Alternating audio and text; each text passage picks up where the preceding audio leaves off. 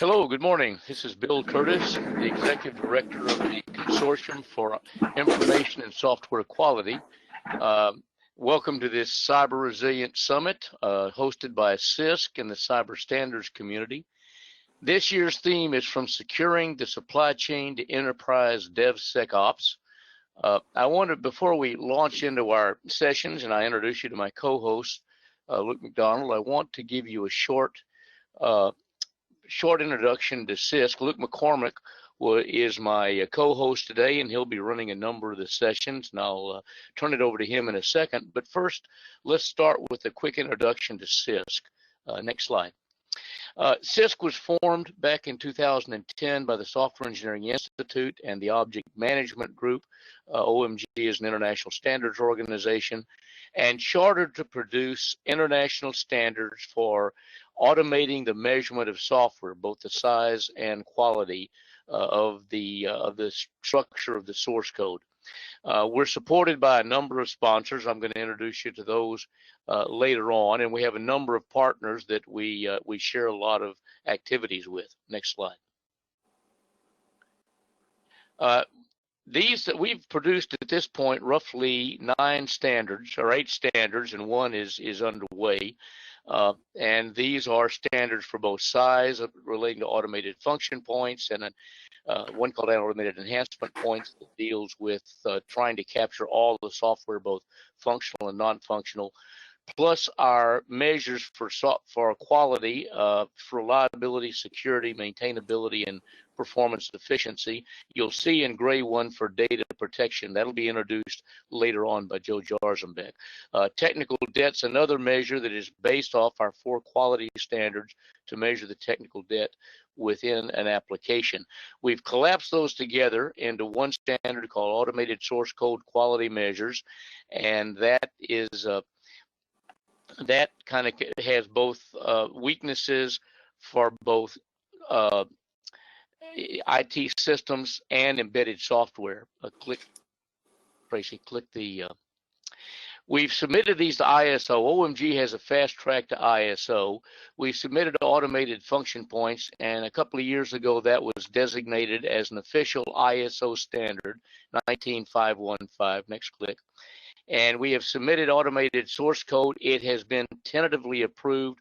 We still have some final changes to make before it becomes an official ISO standard, but it does have an initial approval. So we've used OMG's fast track to take some of the CISQ standards and move them over into the ISO domain. So that's one of our primary objectives. Next slide. This is how we've created these structural quality measures. They're created from measuring weaknesses in the source code that are things you know you have to fix. For instance, in a security environment, if you see a SQL injection or cross-site scripting, buffer overflows, you know these are things you have to fix. At some point, you've got to get those out of the code. We didn't include weaknesses that you could defer forever. So these really represent severe weaknesses that need to get fixed. All of these weaknesses now have now have CWE numbers. They are captured in the common weakness enumeration maintained by MITRE Corporation, so that's part of an international standard recognized by the International Telecommunications Union. So we're doing our best to capture these CISQ standards and keep them aligned as close as we can with international standards. Next slide, Tracy.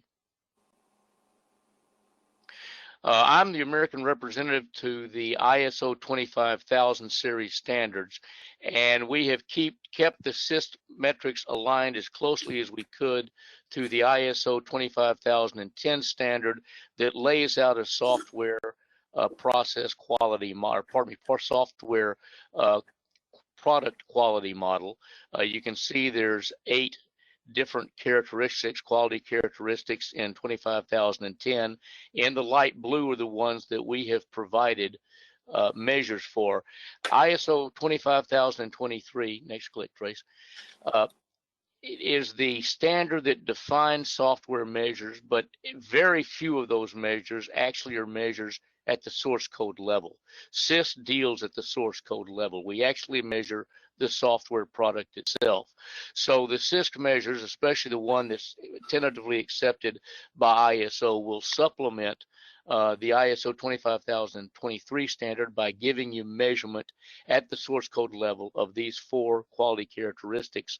And we use the sub-characteristics as ways to make sure that we had captured the entire domain, that we had good domain representation for each of those measures. Next slide, Tracy. We're deploying the CISQ measures, and that's one of our major activities now, is to get these deployed across industry and government. Next click. A major focus is on trying to incorporate these into federal and state IT policy and get them used both referenced in regulations and used as requirements or acceptance criteria in system acquisition. You can see we've already had several agencies either reference these measurement standards or cite them in an RFP. Next click. We're also focused on getting these into industry, working with people that manage contracts, manage sources, and sourcing their work to system integrators and others, and use these as benchmarks as well. So a major activity is now deploying the CISQ standards and CISQ measures both in federal and state policy as well as corporate IT policy. Next slide. We encourage you to join CISQ. We're supported by sponsors, but you can become a CISQ member. Individuals can do this. It's free.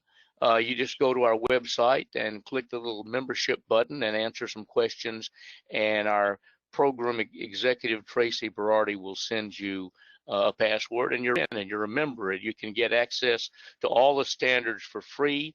There's lots of presentations and white papers and other kinds of material there in the website that deals with the structural quality of software, measuring size, and other kinds of issues. So there's just a lot of information there about software quality and these various measures.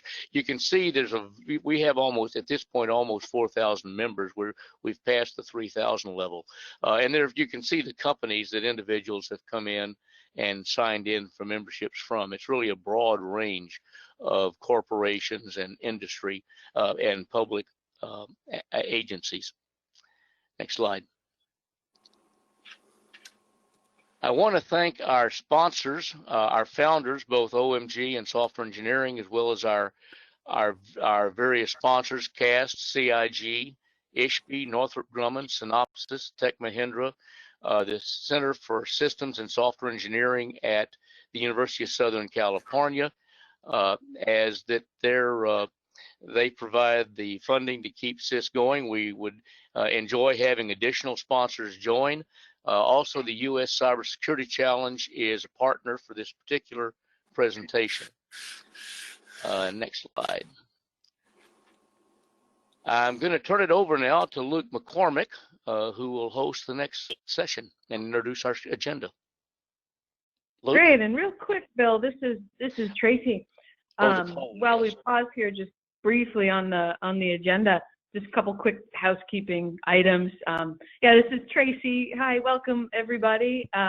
Feel free to use the chat box as well. I'm going to be moderating it and sharing some links to presentations as we go. And just for your awareness, we'll be recording all the sessions and making them available. But I thought it would be fun. You know, we have a series of poll questions throughout the day. And if we could, just curious, our first poll, I'm just going to deploy this. You can take a look. You know, is this your first time attending the Cyber Resilience Summit? To take the poll, yep, you could just select and then we'll display the results. We have a bunch of these and we'll see how this goes. Thanks.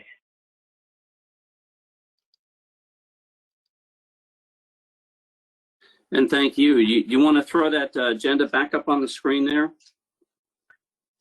Yes, I can do that in 1 sec. Let me close the poll. Okay, now just keep the poll open. That's okay if you'd like. But let me walk through. Thank you very much for that introduction. Thank you, Dr. Curtis, for your timely introduction. And what a timely subject, right? We all have heard about software eating the world. Well, software is eating the galaxy at this point, and we all know that there's nothing we're not doing these days without a lot of software being written, a lot of purpose-built software being written, a lot of low code, no code, and a very timely subject and a very meaty agenda, which we're going to start off with Mr. Robert Kolaski there, who's going to talk to us about a very timely subject. And not just that, I'm sure he's going to broaden that, talk about everything that's going on in that domain. And then we've heard a lot about CMMC. It has been launched. It is active. They have gone through a variety of activities, and can't wait to hear an update on where exactly they are. Then we're going to roll into a real good discussion, panel discussion, and really talk about, the data protection and development operations. And then we'll roll it over to securing 5G. We hear a lot about that in supply chain, heard a lot about cloud 5 years ago. Now we hear 5G, supply chain, what it means. Hey, that's real. A lot of software in there. Very important to have resiliency baked into those. And then this introduction on bill of materials, real important subject. That'll get unpacked and explained. And we'll take a nice long lunch break in there. We're going to have a lot of interjecting. We are going to interact with the audience, take those questions as was described, et cetera, try to sort of spice it up a little bit, be a little bit interactive, and interject those into these conversations. And then it's on to DevSecOps and DoD. Estimating cybersecurity costs, real important. Another break, continuous diagnostic mitigation from the master himself, Mr. Cox. And then we're going to wrap it up with two kingpins, the Honorable Karen Evans and the Honorable Tony Scott, to close it out for us. Meaty conversation, a lot of discussion, a lot of good speakers here, and certainly a whole bunch of great topics. So with that, do we want to throw the results of the first poll up there? I'm going to say 50% plus first time. That's my prediction, and I have not seen that. Wow, okay. Okay, 73% of you first time. Well, you're in for a real treat because we've got a lot of content and top rate speakers here that really know their stuff. And let me start with the very first one, which is Mr. Kolaski.